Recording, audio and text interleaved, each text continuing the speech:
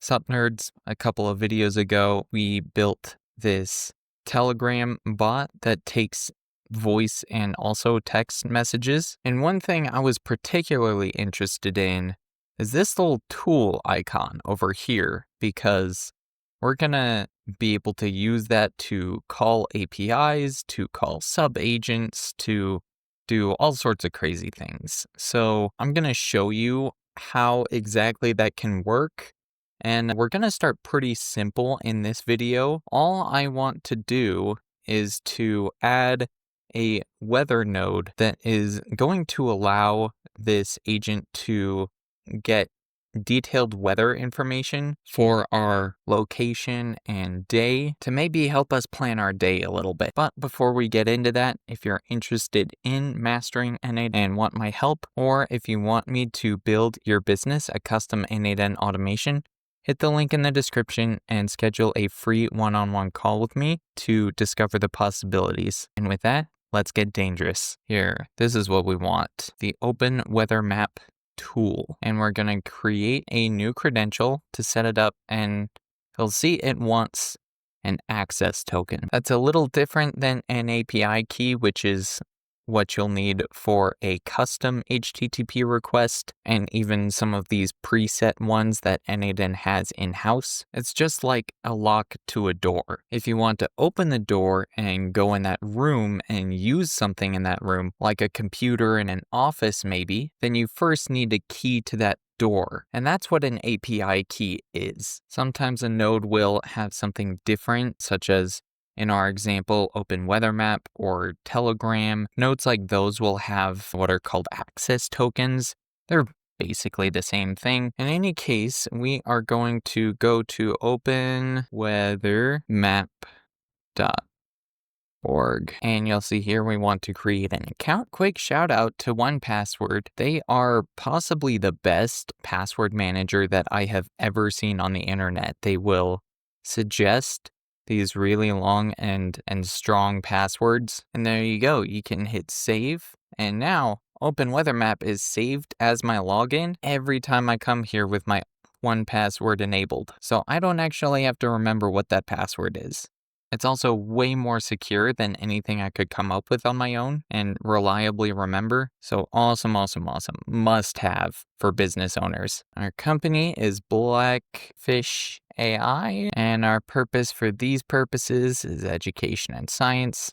These questions don't really matter, they just like to collect data. Now we want to go to API keys, and we're going to go ahead and hit copy on that. Usually an API key provider won't let us see the full text of the API key, except one time when we create it. So it's always really important to copy that into someplace safe that is hopefully dedicated to managing API keys, because they're a big security issue if they get leaked or whatever. Services like OpenWeatherMap don't have to be quite so worried about that kind of thing because these are free, and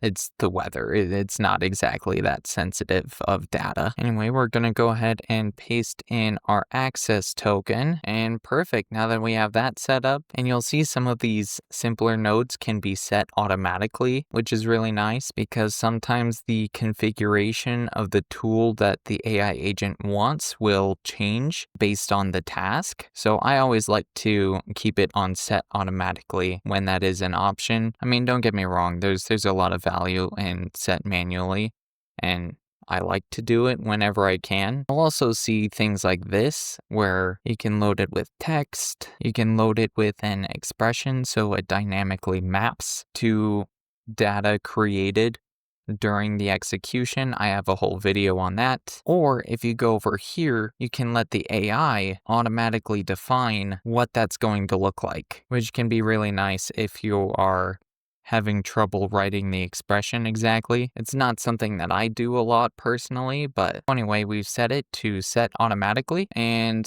I'm going to add a quick little bit to our AI agent here. Now, this is the system message. These are akin to system instructions in a custom GPT. This is where the identity and core instructions of your AI agent is going to live.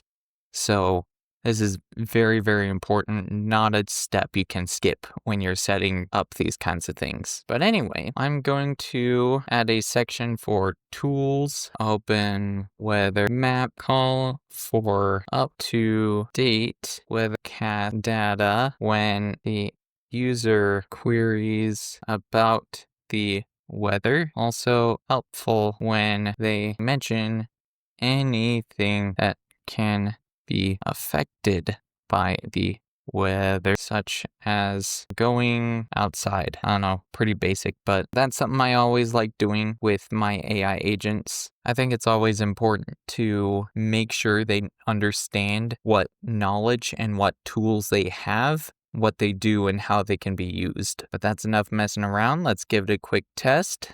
Let's hit save, and we'll hit activate on our scenario.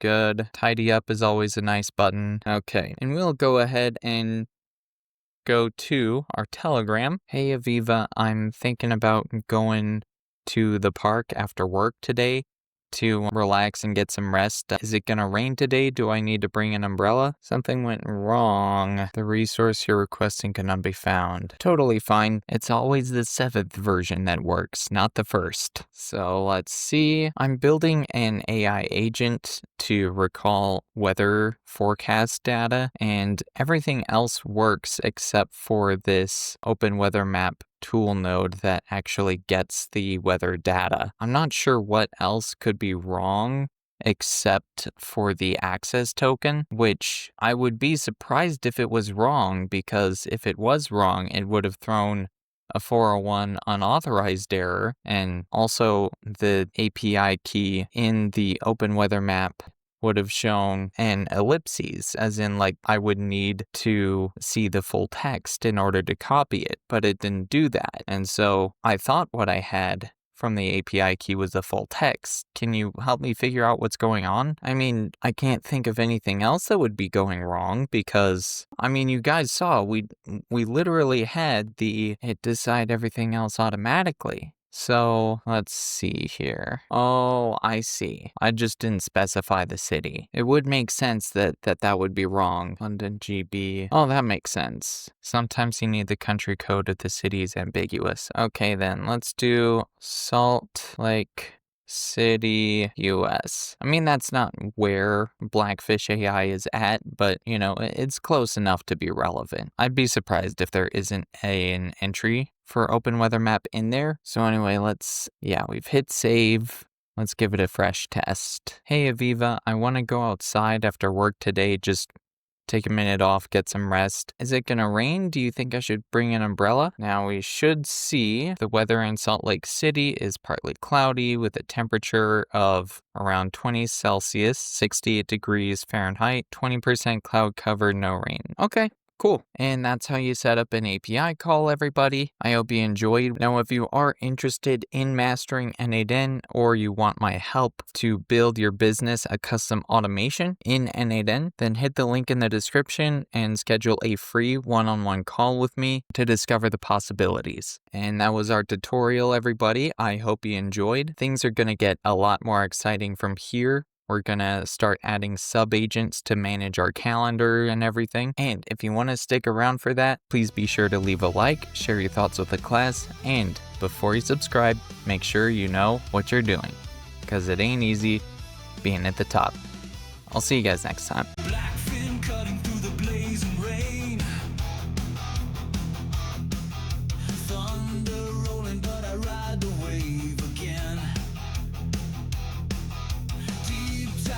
Hear the echo call.